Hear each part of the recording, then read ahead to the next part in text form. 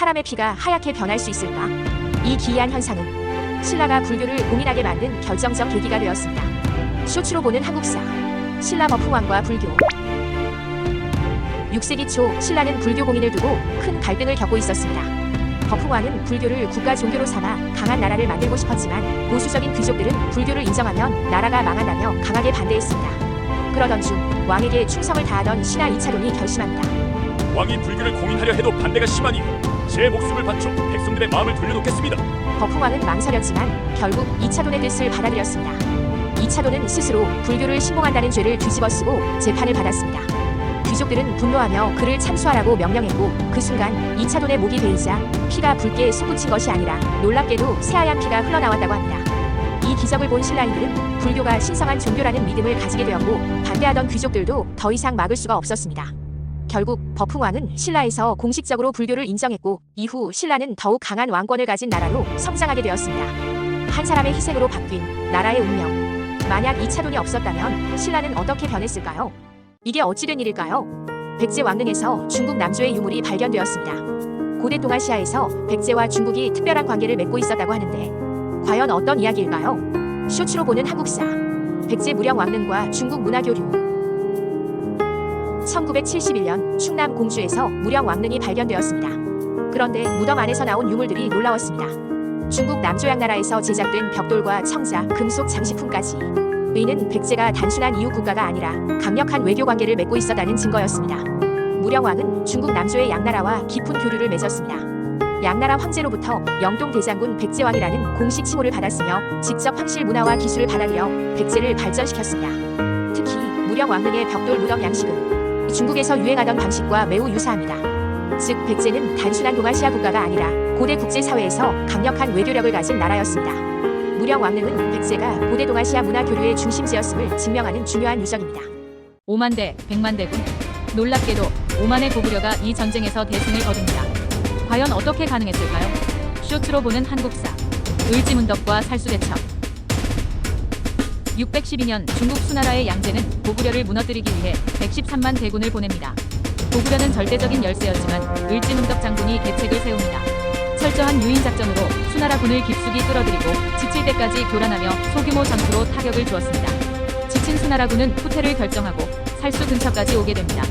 그때 을지문덕은 결정적인 한방을 준비하고 있었습니다. 일부러 수나라 군을 살수 너머까지 유인한 뒤 상류에 막아두었던 강물을 한순간에 방출했고 강을 건너던 수나라 군은 순식간에 수장되고 말았습니다. 그 결과 100만 대군 중 겨우 몇천 명만 살아 돌아갔다고 전해집니다. 이 승리로 고구려는 강력한 방어력을 입증했고 수나라는 이후 얼마 지나지 않아 멸망하게 됩니다. 단 5만 명의 군사로 100만 대군을 괴멸시킨 을지문덕. 이것이 바로 역사에 남은 살수대첩의 위대한 승리입니다. 고구려 장군이 자신의 왕을 죽였다. 그런데 고구려는 더욱 강해졌습니다. 과연 무슨 일이 있었던 걸까요? 쇼츠로 보는 한국사. 연개소문의 등장과 정변. 642년 고구려의 실권자 연개소문은 대반란을 일으킵니다. 고구려 조정은 당나라와 손을 잡으려 했고 연개소문은 이를 반역이라 판단했죠. 결국 영유왕을 살해하고 보장왕을 즉위시켰습니다. 그리고 고구려를 철저한 전쟁 체제로 바꿔 당나라의 침공에 대비했습니다. 3년 후 당태종이 직접 20만 대군을 이끌고 침공합니다. 당나라군은 요동성, 배감성을 차례로 함락시키며 고구려를 압박했죠. 하지만 연개소문이 쌓은 천리장성이 그들의 발목을 잡았습니다. 당나라군은 안시성을 포위하고 맹렬한 공격을 퍼부었지만 고구려군의 끈질긴 저항에 쉽게 뚫리지 않았습니다. 당태종은 거대한 토산을 쌓아 성을 넘어가려 했지만 고구려군이 이를 무너뜨리며 반격했고 결국 당군은 3개월의 포위전 끝에 지쳐 철군할 수밖에 없었습니다. 퇴각하는 당군을 연개소문이 끝까지 추격하며 큰 피해를 입혔고 당태종은 부상을 입으며 치욕적인 패배를 당했습니다. 고구려의 왕을 제거하고 권력을 잡은 연개소문. 그는 누구보다 강력한 지도력으로 나라를 지켜냈습니다. 하지만 연개소문이 사라진 뒤 고구려는 다시 엄청난 위기를 맞이하게 되는데요. 과연 고구려의 운명은 어떻게 되었을까요? 의자왕이 무능한 왕이 아니었다. 백제의 몰락 그 진짜 원인은 따로 있었다. 쇼츠로 보는 한국사. 백제의 멸망과 의자왕. 의자왕은 처음부터 무능한 왕이 아니었습니다. 즉위 초반 강한 군사력으로 신라를 압박했고 40여 개 성을 함락하며 한반도 최강의 왕국으로 군림했습니다. 하지만 이 승리가 오히려 백제의 몰락을 불러오게 됩니다. 신라는 백제의 위협을 막기 위해 당나라와 손을 잡았고 660년 나당연합군이 백제를 공격했습니다. 그런데 백제는 전쟁을 준비할 수 없는 상태였습니다. 왕실 내부에서 권력 다툼이 심해지며 정치가 혼란에 빠졌고 백성들은 잦은 전쟁과 무거운 세금에 지쳐 불만이 폭발했습니다. 게다가 의자왕의 측근들조차 신라와 내통하며 백제를 배신했습니다.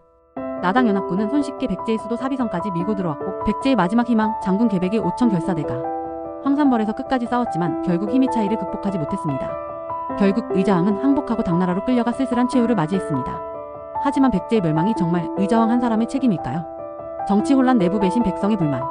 이미 백제는 내부에서부터 무너지고 있었던 것입니다. 결국 나라가 망하는 건 적이 강해서가 아니라 내부가 약해지기 때문이 아닐까요? 수나라와 당나라까지 이긴 고구려는 왜 멸망했을까요? 과연 고구려를 무너뜨린 결정적 한방은 무엇이었을까요? 쇼츠로 보는 한국사. 나당연합과 고구려의 멸망. 수나라 113만 대군을 물리치고 당나라까지 박살낸 고구려가 사실 내부는 이미 썩어가고 있었습니다. 연개소문의 독재 정치에 의한 반대파 숙청으로 내부 불만은 폭발하고 있었고 수십 년 동안 전쟁만 하다 보니 백성들은 지쳐가고 있었습니다. 그리고 농사가 망하고 세금이 폭등하면서 나라 경제는 무너지고 있었습니다. 이때 신라는 무서운 결정을 내립니다. 우리 혼자 못 이기면 당나라랑 손을 잡아야겠어. 660년 나당연합군이 결성되었고 백제부터 정리에 들어갔습니다. 백제가 먼저 무너졌고 다음은 고구려 차례였습니다. 666년 절대 권력자 연개소문의 사망과 동시에 고구려는 더욱 큰 혼란에 휩싸이기 시작했습니다. 당시 고구려의 왕 보장왕은 무능했고 귀족들의 내분과 갈등은 커져만 갔습니다. 적보다 무서운 건 내부의 싸움이었습니다. 결국 668년 20만 나당연합군이 평양성을 포위하였고 굶주린 백성들과 병사들은 싸울 힘도 없었습니다. 게다가 믿었던 연정토 장군마저 12개 성을 이끌고 항복했고 고구려는 더 이상 버틸 힘이 없었습니다. 마침내 보정왕이 항복하며 700년 고구려는 역사 속으로 사라졌습니다. 하지만 고구려의 이야기는 여기서 끝이 아니었습니다. 유목민들은 발해를 세워 고구려의 부활을 꿈꾸었고 신라조차도 고구려 계승을 외쳤습니다. 나라를 빼앗길 수는 있어도 정신까지 사라지진 않는다. 고구려의 불꽃은 그렇게 다시 타오르고 있었습니다. 왕의 무덤이 바닷속에 있다. 신라의 한 왕이 자신의 무덤을 바닷속에 만들었습니다. 이후 바다에서는 용이 출현하곤 했다는데 쇼츠로 보는 한국사. 신라 문무왕과 바다용 전설. 신라 최초로 삼국을 통일한 왕 문무왕. 하지만 통일 이후에도 신라는 큰 위기에 처해 있었습니다. 당나라는 신라를 삼키려 했고 백제와 고구려의 유민들은 끊임없이 반란을 일으켰습니다. 이런 상황 속에서 문무왕은 나라를 지킬 방법을 고민했고 결국 죽기 전 특별한 유언을 남겼습니다. 내가 죽으면 동에 묻어라. 나는 용이 되어 신라를 지킬 것이다. 왕의 유해는 그의 뜻에 따라 경주 앞바다의 바위섬에 안장되었고 이곳은 훗날 문무대왕릉 수중릉이라 불리게 되었습니다. 문무왕이 죽은 후 신기한 일이 벌어졌습니다. 당나라 군대가 신라를 공격하려 하면 거센 풍랑이 일어 배가 침몰했습니다. 어부들은 밤마다 바다에서 용이 형상을 한 물결을 목격했다고 합니다. 신라인들은 말했습니다. 문무왕께서 바다용이 되어 신라를 지키고 계신다. 그러던 어느 날 문무왕의 아들 신문왕이 즉위한 후 바닷가에서 제사를 지냈습니다. 그때 한 노인이 나타나 말했습니다. 나는 문무왕이다. 이곳에 절을 세우고 신라를 지켜라. 신문왕은 이를 계기로 가문사를 건립하고 그곳에서 제사를 지내며 아버지의 유지를 받들었습니다. 그런데 신라의 바다에는 또 하나의 전설이 있습니다. 문무왕릉 근처에는 대왕암이라는 거대한 바위섬이 있습니다. 이곳은 문무왕의 왕비가 잠든 곳이라고도 전해집니다. 즉 문무왕과 왕비가 함께 용이 되어 신라를 지키고 있다는 해석도 있습니다. 실제로 대왕암 근처에서는 큰 파도에도 끄떡없는 신비로운 물길이 흐른다고 합니다. 과연 이 전설은 단순한 이야기에 불과할까요? 아니면 신라인들이 봤던 진짜 역사의 한 장면이었을까요? 그 해답은 아직도 바닷속에서 전해지고 있을지도 모릅니다. 고구려는 멸망했으나 아직 이야기는 끝나지 않았습니다. 고구려 유민들과 말갈족을 이끌고 대륙을 뒤흔든 한 남자, 그가 바로 대조영입니다. 쇼츠로 보는 한국사. 발해의 건국. 668년 고구려가 나당연합군에 의해 멸망했습니다. 수많은 유민들이 당나라에 끌려갔고 남은 자들은 흩어져 목숨을 부지해야 했습니다. 그러나 고구려의 정신은 사라지지 않았습니다. 그 중심에 대조영이 있었습니다. 당나라는 고구려 유민들과 말갈족을 강제 이주시켜야 했고 이때 대조영은 이를 기회로 삼아 반격을 준비합니다. 698년 대조영은 천물령 전투에서 당나라 군대를 크게 무찔렀고 이후 동모산의 도읍을 정하고 발해를 건국했습니다. 우리는 고구려의 후예다. 발해는 강력한 국가로 성장하며 해동성국이라 불리게 됩니다. 고구려의 멸망 후에도 고구려의 정신을 이어 왕이 되는 남자, 그가 만든 발해는 200년 동안 동아시아를 호령했습니다. 그렇다면 발해는 어떻게 멸망하게 되었을까요? 고구려의 정신을 잇는 발해가 강대국으로 자리 잡을 수 있었던 비결은 무엇일까? 쇼츠로 보는 한국사. 발해의 발전. 발해의 영토는 한반도, 북부, 만주, 연해주까지 넓은 영역에 자리 잡고 있었습니다. 이 넓은 땅을 효과적으로 다스리기 위해 오경 15부 62주라는 체제를 만들었는데 오경은 수도 상경 용천부와 4개의 핵심 도시, 15부는 지역을 나눈 행정단위, 그리고 62주는 세부적인 지방 조직이었습니다. 이 시스템 덕분에 발해는 광대한 영토를 효율적으로 운영하는 강력한 국가가 될 수 있었습니다. 당시 사람들은 발해를 해동성국, 즉 동쪽의 융성한 나라라 불렀던 이유가 여기에 있습니다. 그뿐만이 아닙니다. 발해는 문화적으로도 엄청난 나라였습니다. 수도 상경성은 당나라의 장안성을 본떠 설계되었고 정효공주 묘의 벽화는 고구려 스타일과 당나라 문화를 절묘하게 결합한 예술 작품입니다. 또한 발해의 불상과 석등은 독창적인 아름다움을 자랑하며 주변 국가들에게도 영향을 미쳤습니다. 발해는 단순한 왕국이 아니었습니다. 거대한 영토와 강력한 정치 시스템을 가지고 있었으며 찬란한 문화를 꽃피운 동아시아의 중심국이었습니다. 백제는 멸망했지만 멸망하지 않았다. 다시 일어서려는 백제의 후예가 있었다. 쇼츠로 보는 한국사. 후백제의 등장.